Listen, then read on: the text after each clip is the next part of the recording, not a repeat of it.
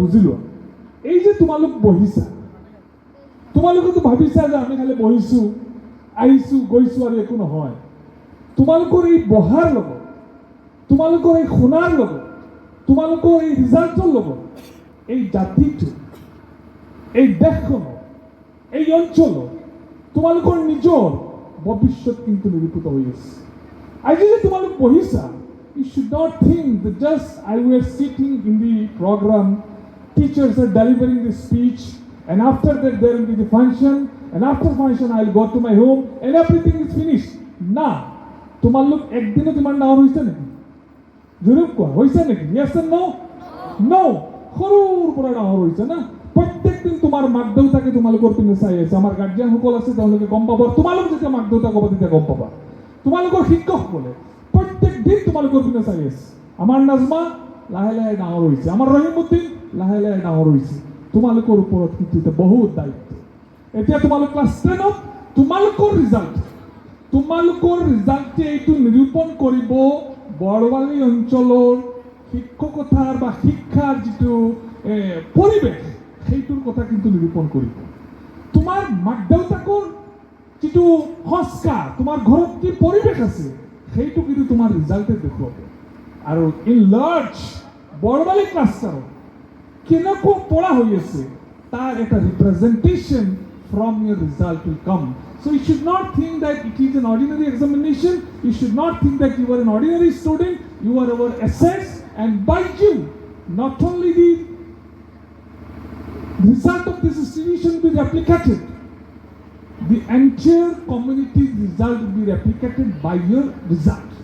Tomar result সাধারণ result নহয় তোমার result দি পেলাই এই অঞ্চল এই জাতি এই দেশৰ ভৱিষ্যত কিন্তু নিৰূপণ হ'ব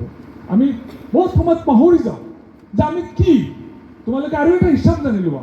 সচাৰ কমিটিৰ এটা ৰিপৰ্ট আছে ৰাজেন্দ্ৰ সিং সচাৰৰ মনমোহন সিং পি.ভি. নৰসিংহৰ সময়ত এটা কমিটি গঠন কৰি দিয়া হৈছিল তাত দেখা গৈছিল মাইনৰিটি ষ্টুডেণ্ট স্পেচিয়েলি মুছলিম ষ্টুডেণ্টৰ 100টাৰ ভিতৰত মাত্ৰ 67 পাহৰি গৈছোঁ ষ্টুডেণ্ট আহি পেলাই এডমিশ্যন লয় গাঁৱত যদি 100টা বাচ্চাৰ জন্ম হয় তাৰ পৰা 60ৰ পৰা 67 লৈকে আহি পেলাই এই ক্লাছ 1ত এডমিশ্যন লয় আৰু তাৰে 50% এমই স্কুল পৰ্যন্ত আহে আৰু তাৰ 50% এমই স্কুলৰ পৰা হাই স্কুললৈ যায় তাৰ মানে চিন্তা কৰা তুমি তোমাৰ বয়সৰ অন্ততঃ এই 60% 40% ষ্টুডেণ্ট এতিয়ালৈকে আহিবই পৰা নাই আৰু বহুতে এমই স্কুল আহি 40%ৰ ভিতৰত 20% এমই স্কুল ক্ৰছ কৰিব পৰা নাই আৰু এই 20%ৰ ভিতৰত আৰু 50% 10% গৈ মেট্ৰিকুলেট এক্সামিনেশ্যন দিব তাৰ মানে তুমি বুজা তোমাৰ জাতিৰ কাৰণে তোমাৰ দেশৰ কাৰণে তুমি কিমান সম্পদ you are an assets you are our everything এই কথাটো আমাৰ ষ্টুডেণ্টসকলে বুজি নাপায় তেওঁলোকে গম পায় না জাষ্ট আমি গৈ এটা পৰীক্ষা দিম পাছ কৰিলে কৰিম ফেইল কৰিলে কৰিম না if you get fail your community is failed. If you get failed, your teacher is failed. If you get failed, your parents are failed. If you get failed, your principal is failed. Your school is failed. ইমান ডাঙৰ এটা কথা তোমালোকৰ এই ৰিজাল্টৰ ভিতৰত সোমাই গৈ আছে এই ৰিজাল্টে নিৰূপণ কৰিব এই কেইবছৰ তুমি স্কুলত কি পঢ়িছা এই অঞ্চলত কি পঢ়াৰ পৰিৱেশ আছে গতিকে